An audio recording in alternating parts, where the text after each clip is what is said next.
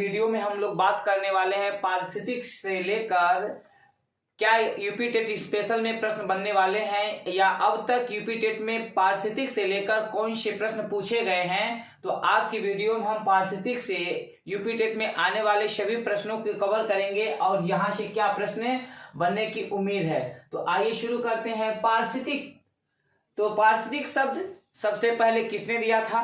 पारिस्थितिक शब्द सबसे पहले किसने दिया था? शब्द की बात करेंगे तो अर्नेस्ट हैकेल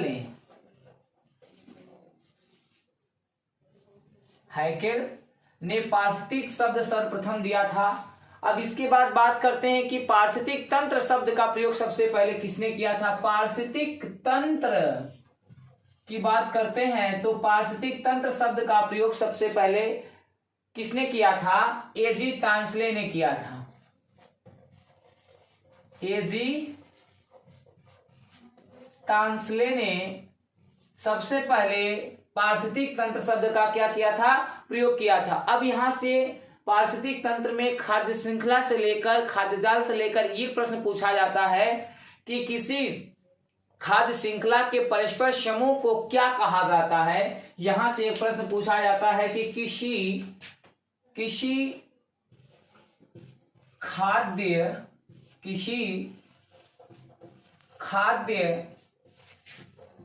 श्रृंखला के परस्पर समूह को क्या कहा जाता है? किसी खाद्य श्रृंखला के परस्पर समूह को हम क्या कहते हैं या क्या कहा जाता है? तो इसके दो शब्द आते हैं। कभी कभी एग्जाम में आपके ऑप्शन में रहता है नाइट्रोजन चक्र, फास्फोरस चक्र, जैव भू रसायन चक्र। तो किसी खाद्य श्रृंखला के परस्पर समूह को हम जैव, कौन सा चक्र? जैव भू रसायन चक्र, जैव भू रसायन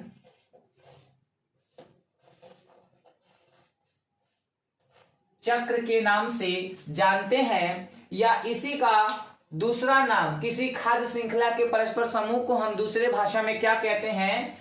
इसी को दूसरे भाषा में कहते हैं खाद्य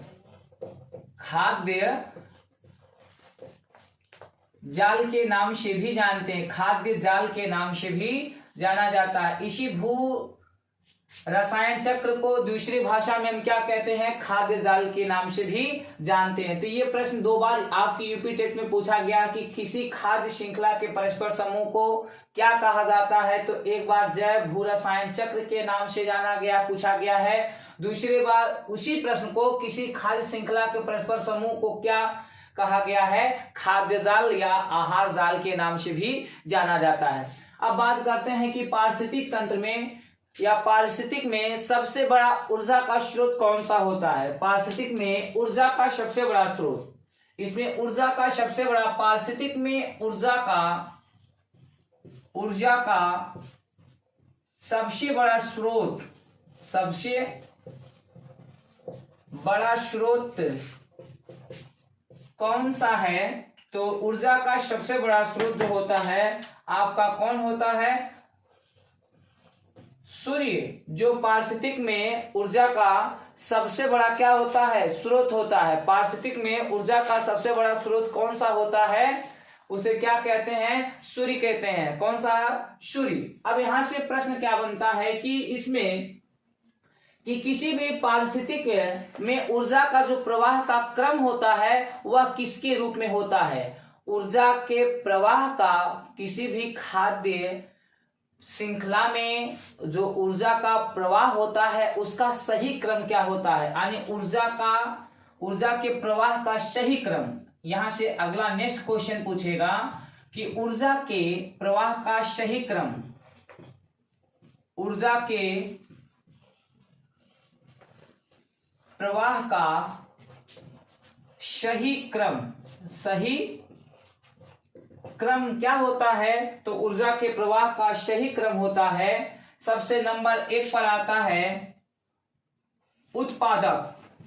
सबसे पहले पारिस्थितिक में ऊर्जा प्रवाह में कौन आता है? उत्पादक आता है।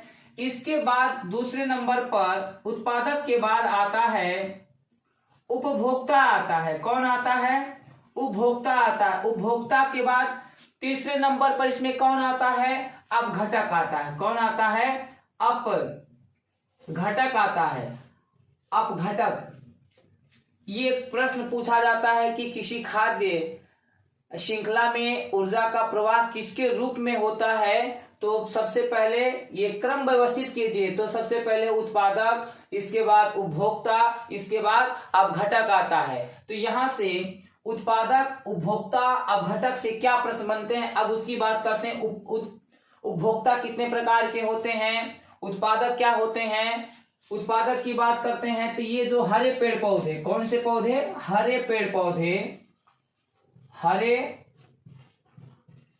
पेड़ पौधे, हरे पेड़ पौधे किसमें आते हैं? उत्पादक में आते हैं। ये जिसमें आती हैं आपकी घासें, पेड़ पौधे, ये उत्पादक के अंतर्गत आते हैं। अब इसके बाद जो हरे पेड़ पौधों को खाता है उसको हम क्या कहते हैं? हरे पेड़ पौधों को खाने वाले को हम क्या कहते हैं?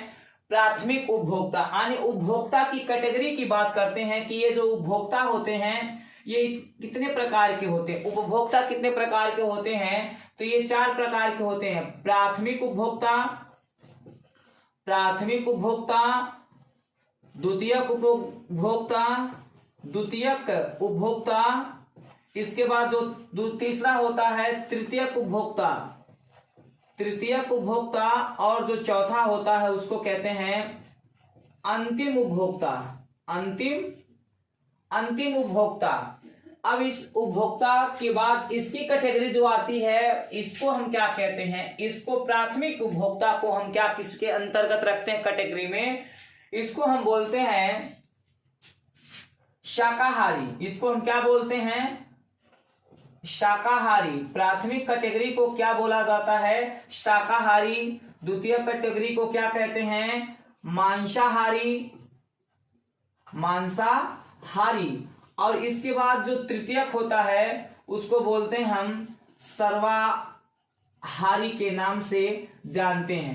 प्राथमिक को शाकाहारी, द्वितीयक को मांसाहारी, तृतीयक को सर्वाहारी।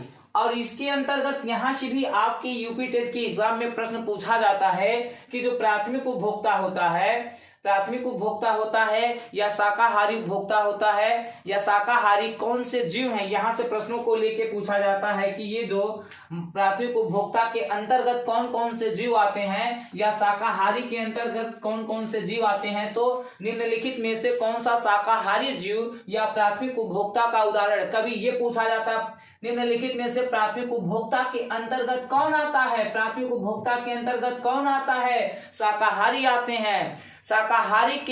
शाकाहारी को किस उपभोक्ता के अंतर्गत रखा गया है या किस कैटेगरी के अंतर्गत आते हैं? तो प्राथमिक के अंतर्गत आते हैं। यहां से इससे देकर इस कैटेगरी को पूछा जाता है कि प्राथमिक उपभोक्ता किसे कहा जाता है? शाकाहारी को कहा जाता है। शाकाहारी देकर किसको पूछा जाता है? प्राथमिक को पूछा जाता है। यहां से तीसरा टाइप का प्रश्न बनता है कि निम्नलिखित में से प्राथमिक उपभोक्ता के अंतर्गत कौन कौन से आते हैं? तो बकरी,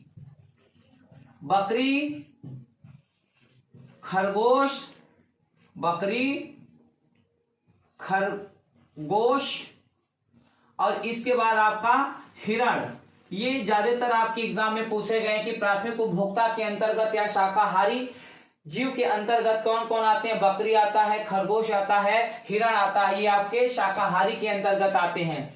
अब यहां से अगला प्रश्न की बात करेंगे कि ये जो प्राथमिक को हरे पेड़ पौधों को खाते हैं वे कौन से होते हैं। यहाँ जैसे पिरामिड में रखते हैं हम बकरी, अगला रखेंगे सांप के बाद अगला रखेंगे शेर। अब यहां से देखिए इसको हम यहां भी डिफाइन कर सकते हैं, यहां भी डिफाइन किया जा सकता है कि इसके जो कैटेगरी बनती है हरे पेड़ पौधों को जो ये बकरी खाती है तो बकरी कौन सा उपभोक्ता होगी? प्राथमिक उपभोक्ता। कौन सी होगी? प्राथमिक प्राथमिक उपभोक्ता होगी। कौन सी होगी? प्राथमिक उपभोक्ता के अंतर्गत आएगी। इसके बाद बकरी को कौन खाएगा? सांप। अभी सांप का मतलब ये छोटा सांप नहीं कि इसको काटेगा, जो बड़ा अजगर होगा वो बकरी को खाएगा, तो उसको बोलेंगे बकरी को खाएगा। इसके बाद अगली कैटेगरी आएगी हमारी, जो इसको खाएगा, इसको कहेंगे द्वितीयक उपभोक्ता। क्या कहेंगे? द्वितीयक उपभोक्ता। इसके बाद इसमें एक और आएगा जिसमें कहते हैं बाज। कौन आएगा? बाज। बाज सांप को खाएगा, तो बाज की कैटेगरी कौन सी होगी? तृतीयक उपभोक्ता। किसके अंतर्गत? तृतीयक उपभोक्ता कहेंगे इसको, तृतीयक उपभोक्ता। और इसके बाद जो शेर होगा उसको हम क्या कहेंगे इस पिरामिड में? अंतिम उपभोक्ता। यहां से क्या प्रश्न? वही उपभोक्ताओं को लेकर, कौन से उपभोक्ताओं की 4 कैटेगरी होती है, प्राथमिक, द्वितीयक, तृतीयक और अंतिम।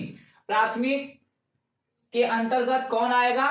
बकरी क्या है? शाकाहारी है। तो ये पूछा जाएगा प्राथमिक उपभोक्ता को क्या कहा जाता है? शाकाहारी कहा जाता है। द्वितीयक को मांसाहारी कहा जाता है। इसके बाद तृतीयक के अंतर्गत तृतीयक को क्या कहा जाता है? सर्वाहारी कहा जाता है। और अंतिम जो होता है, यहां से क्या प्रश्न बनते हैं पारिस्थितिक तंत्र में कि अंतिम को क्या कहा जाता है? तो यहां से प्रश्न ये पूछा जाता है कि जो सबसे उच्च स्तर का होता है, सबसे खाद्य श्रृंखला में या खाद्य जाल में जो सबसे ऊपर होता है, उसको बोलते हैं उच्च स्तर के उपभोक्ता, या इसको बोलते हैं इसका जो स्थान होगा इस खाद्य श्रृंखला में सबसे क्या होगा? ऊंचा होगा, उच्च बोलते हैं। और जो ये बकरी होगी इसका जो उच्च स्थान क्या होगा? सबसे निम्न होगा। पोषण स्तर में सबसे क्या होगा? निम्न स्थान किसका होगा? बकरी का होगा। और सबसे उच्च किसका होगा? शेर का होगा। लेकिन यहां से एक प्रश्न ऊर्जा से, प्रवाह से पूछा जाता है कि सबसे ज्यादा ऊर्जा की बात होगी तो सबसे ज्यादा ऊर्जा किसको प्राप्त होगी? ऊर्जा सबसे ज्यादा ऊर्जा अधिक, सबसे अधिक किसको प्राप्त होगी? ऊर्जा की मात्रा सबसे अधिक बकरी को होगी। और ऊर्जा सबसे कम, ऊर्जा कम किसको मिलेगी? शेर को मिलेगी। और एक दूसरे उपभोक्ताओं में ऊर्जा का हस्तांतरण जो होता है वह कितने संबंध में होता है? 1/, क्या होता है? 10 के अनुपात में होता है। तो इस शेर जो है उच्च स्तर का उपभोक्ता है या इस खाद्य श्रृंखला में सबसे शीर्ष पर है, और सबसे निम्न पर कौन सा है? यानी ये जो अंतिम होता है यह शीर्ष पर होता है, जो प्राथमिक होता है वह सबसे निम्न स्तर पर होता है। लेकिन ऊर्जा का जो प्रवाह होता है, निम्न वाले को सबसे अधिक ऊर्जा मिलेगी, अधिक ऊर्जा मिलती है, और जो अंतिम होता है उसको सबसे कम ऊर्जा मिलती है। और ऊर्जा का प्रवाह एक दूसरे में कितने पर होता है? 1/10 के अनुपात में होता है। अब यहाँ से हम बात करेंगे और एग्जाम में क्या प्रश्न बनते हैं कि जैसे पारिस्थितिक तंत्र का उदाहरण कहाँ देखने को मिलता है? ये पूछा जाता है कि वायु में, जल में और तालाब में, फिर इसके बाद ऊपरी मृदा में। तो यहाँ से प्रश्न पूछा गया है अभी तक कि पारिस्थितिक तंत्र में पारिस्थितिक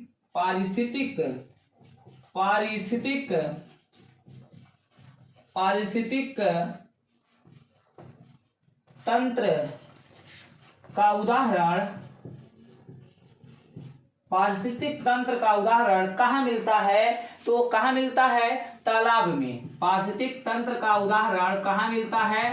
तालाब में मिलता है। और ये तालाब में यानी जल के अंदर जो पारिस्थितिक तंत्र बनता है वहां पर कैसा बनता है? उल्टा बनता है। कैसा बनता है? यहाँ पर पारिस्थितिक तंत्र में जो बनता है तालाब के अंतर्गत उसका आकार कैसे होता है? उल्टा बनता है। लेकिन स्थल पर ये कैसा बनता है? सीधा बनता है।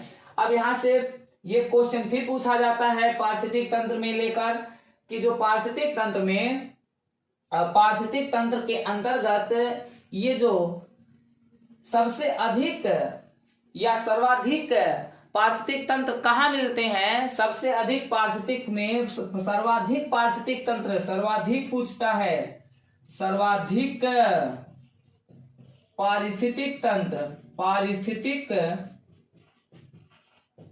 तंत्र कहाँ पाए जाते हैं, कहाँ पाए जाते तंत्र कहाँ मिलते हैं? तो वर्षा वन या उष्णकटिबंधीय सदाबहार वनों में मिलते हैं। कहाँ मिलते हैं तंत्र? तो उष्णकटिबंधीय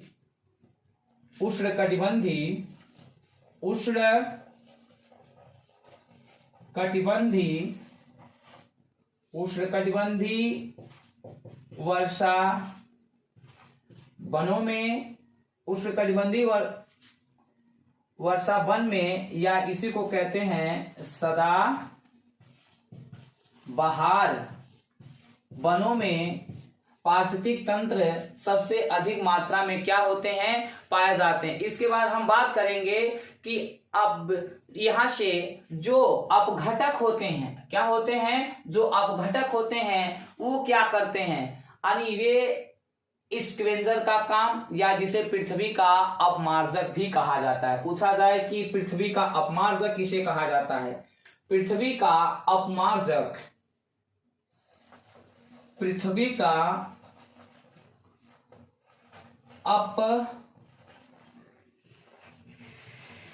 का अपमार्जक किसे कहा जाता है? अपघटकों को कहा जाता है। अपघटकों को पृथ्वी का क्या कहा जाता है? अपमार्जक कहा जाता है। पृथ्वी का अपमार्जक अपघटकों को कहा जाता है, क्योंकि ये अपघटक ही किसी भी जीव के शरीर में पड़कर उसके स्थान में सड़ा गलाकर उसको क्या करते हैं? नष्ट करते हैं। अब यहां से एक प्रश्न फिर पूछा जाता है कि जो अपघटक होते हैं उनका क्या कार्य होता है? अपघटकों का क्या कार्य होता है? अपघटक जो मरे हुए जीवों को क्या करते हैं? खाते हैं, जिसको क्या कहते हैं? मृत भक्षी कहते हैं। अपघटक क्या होते हैं? अपघटक के अंतर्गत क्या आते हैं? यानी मरे हुए जो लोगों, मरे हुए जानवरों को खाने वाले को क्या कहा जाता है? मृत भक्षी कहा जाता है। मरे हुए, पृथ्वी पर मरे जीवों को खाने वाले को क्या कहा जाता है? तो मरे हुए जानवरों को खाने वाले को क्या कहा जाता है? मृत भक्षी कहा जाता है। मरे हुए को खाने वाले को क्या कहा जाता है? मृत भक्षी कहा जाता है। अब यहां से एक प्रश्न आपके एग्जाम में पूछा गया है कि निम्नलिखित में से मरे हुए जीवों को खाने वाले को क्या कहा जाता है? मृत भक्षी कहा जाता है। अब यहां से दो क्वेश्चन वेरी वेरी इंपॉर्टेंट है कि द्वितीयक के अंतर्गत आते हैं, द्वितीयक के अंतर्गत आते हैं। निम्नलिखित में से कौन सा द्वितीयक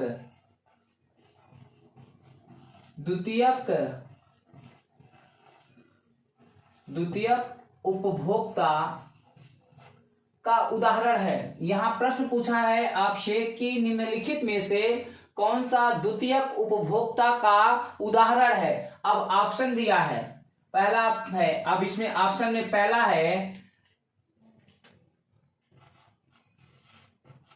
है बकरी, दूसरा है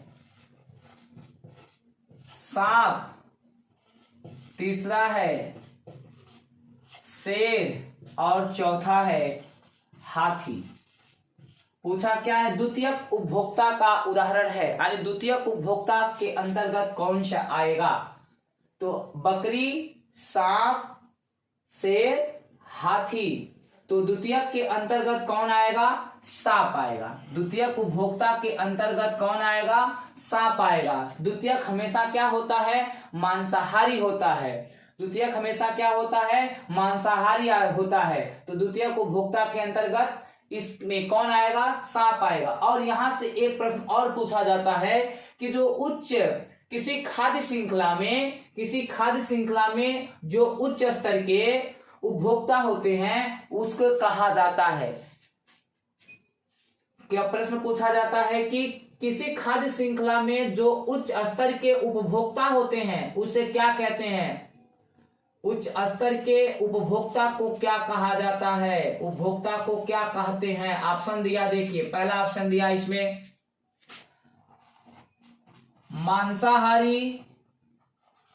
मांसाहारी कहते हैं, दूसरा कहता है शाकाहारी, तीसरा जीवाणु कहते हैं, और चौथा कह रहा है शाकाहारी, शाकाहारी व मांसाहारी, मांसाहारी। तो किसी भी उच्च स्तर के उपभोक्ता के अंतर्गत कौन आता है? किसी खाद्य श्रृंखला में जो उच्च स्तर के उपभोक्ता होते हैं उसको क्या कहा जाता है? मांसाहारी कहा जाता है, शाकाहारी कहा जाता है, जीवाणु कहा जाता है, या शाकाहारी व मांसाहारी कहा जाता है। तो किसी भी खाद्य श्रृंखला के जो सबसे ऊपर होते हैं उसको क्या कहा जाता है? मांसाहारी कहा जाता है। क्या कहा जाता है? मांसाहारी कहा जाता है। तो आज की वीडियो में बस इतना ही। कल की वीडियो के साथ हम जल्द ही मिलते हैं। तब तक के लिए सभी लोगों को धन्यवाद।